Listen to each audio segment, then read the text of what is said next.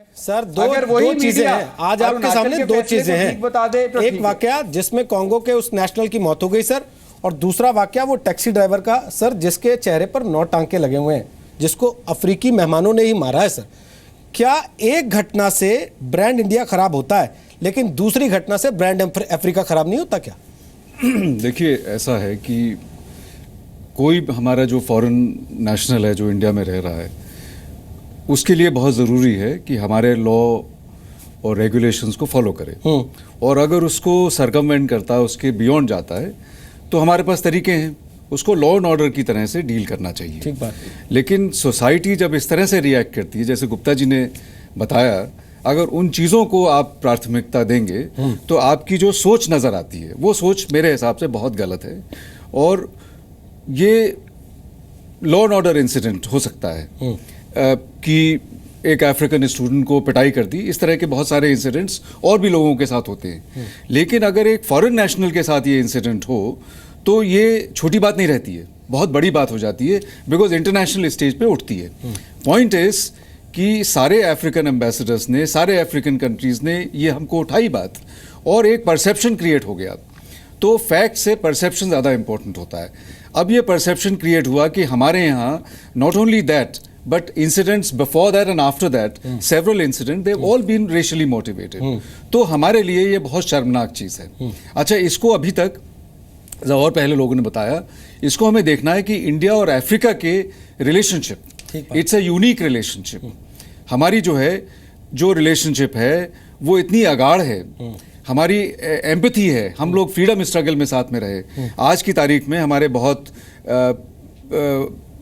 Commercial relations हैं, हमारा trade है, इन्वेस्टमेंट है, लेकिन ट्रेड इन्वेस्टमेंट में नहीं नापना चाहिए। हमें नापना है कि हमारे भाईचारे के इतने प्रगाढ़ संबंध हैं, उस संबंधों में इस चीज़ों से दरार आती है। दूसरी बात मैं ये कहना चाहता हूँ कि जैसे हमारे इंडियन डायस्पोरा है अफ्रीका में, चारों तरफ फैला हुआ, 3 मिलियन से ज़्यादा है, 5 मिलियन से ज़्यादा, तो वो हमारे लिए एक ब्रिज ऑफ फ्रेंडशिप की तरह से एक्ट करते हैं। इसी तरीके से हमको सोचना चाहिए कि जो अफ्रीकन स्टूडेंट्स इंडिया में हैं, उनको हम अपने गुडविल प्रमोट करने के लिए इस्तेमाल किया जा सकता है। बट अगर अफ्रीकन स्टूडेंट्स के खिलाफ हमारा ऐसा रवैया है तो गुडविल क्या, वो तो गुडविल के अगेंस्ट काम हो रहा है। लेकिन सर 2 इंसिडेंट है ना आपके सामने, एक में अफ्रीकन स्टूडेंट्स भी तो कुछ इस तरह की चीजें कर रहे हैं। अफ्रीकन स्टूडेंट्स ने अगर ऐसा किया है तो बेशक आप उनको लॉ एंड ऑर्डर के हिसाब से मैं वही कह रहा हूं, अगर अफ्रीकन स्टूडेंट्स ऐसा कर रहे हैं तो आप कहते हैं लॉ एंड ऑर्डर से देखिए, लेकिन अफ्रीकन स्टूडेंट्स के साथ ऐसा हो रहा है तो उसको अंतर्राष्ट्रीय हिसाब से देखना चाहिए। देखिए, अगर फर्क क्यों है? लॉ एंड ऑर्डर का मसला तो लॉ एंड ऑर्डर का मसला। मैं बताता हूं, एज अ होस्ट कंट्री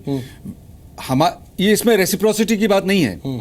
हमें जो हमारे विदेशी लोग बाग हमारे इंडिया में हैं, उनको कंफर्टेबल, उनको सिक्योर फीलिंग कराने की बहुत जरूरत है। उनसे ये नहीं कहना कि आपने हमको मारा तो हम भी आपको मारेंगे, ये अप्रोच गलत है।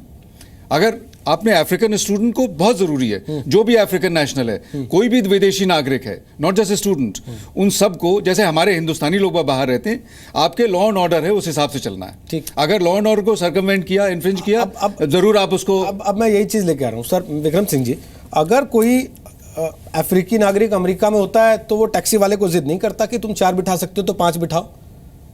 वो 4 पर बात करता है, 4 अगर है तो ठीक है, नहीं तो वो अपना हट जाता है, दूसरी गाड़ी का इंतजार करता है। पर भारत में वो टैक्सी वाले को पीट देता है। क्या आपको लगता है कि हमारे यहाँ जो हमने रूल्स बनाए हैं, जो रेगुलेशंस बनाए हैं, या तो हम वो कन्वे नहीं कर पाते, या वो जानते हैं कि इसमें लूप होल्स हैं, इसलिए हम इनको ब्रेक करने की कोशिश कर सकते हैं? आपने अकाट तथ्य प्रस्तुत किए हैं रोहित जी, और यहां पर यह मालूम है कि हमारा कुछ होने वाला नहीं है। चाहे आतताई हो, चाहे पीड़ित हो, चाहे भारतीय हो, चाहे अफ्रीकी हो, कुछ ये एक भावना आ गई है कि तुम अपराध करो, तुम्हारा कुछ होना नहीं। सुषमा जी ने बड़ी अच्छी बात कही कि फास्ट ट्रैक कोर्ट पे डालेंगे, लेकिन आप ये बता दिए पिछले 1 साल, 2 साल, 3 साल में किसी का कन्विक्शन हुआ हो तो बता दें। कन्विक्शन नहीं होगा तो ये दुर्भावना पनपेगी ही कि तुम कुछ भी कर लो, तुम्हारा कुछ होने वाला नहीं है। मेरी भी यूनिवर्सिटी में जयवीर सिंह जी ने कहा था कि लवली यूनिवर्सिटी, मेरी यूनिवर्सिटी में भी 24 कंट्रीज के बच्चे पढ़ते हैं, अधिकांश अफ्रीकी कंट्रीज के बच्चे पढ़ते हैं। लेकिन एक उदाहरण हमारे यहाँ नहीं है 5 साल में कि किसी के साथ दुर्भावना, बदजुबानी, बिल्कुल सभी हमारे बच्चे एक गुलदस्ते की तरह रहते हैं। लेकिन उसके लिए एक थोड़ा सा प्रयास, जो बुजुर्ग हैं, जो सीनियर पोजीशन में हैं, वो अपने मन कर्म वचन से ऐसा कोई काम न करें कि मालूम पड़े कि आपके अंदर कोई भावना है अस्पृश्यता की या किसी प्रकार की, कि आप हीनत की भावना है, उनको गलत नज़र से देखते हैं, और उसको कहा नहीं जाता है, आपके एक्शंस बता देते हैं कि आप उनको दूसरी नज़र से देखते हैं। आप कुछ कह रहे थे ललित बीच में? सर मैं ये कह रहा था कि जैसा कि अगर अफ्रीकी मूल के लोगों ने, मैं ये नहीं कहूँगा कि जो हुआ उनके साथ सही हुआ, ये बहुत गलत है और हम सब इसकी जिम्मेदारी उठा के इसके खिलाफ सख्त से सख्त कार्रवाई होनी चाहिए without any kind of benefit of doubt given to anyone.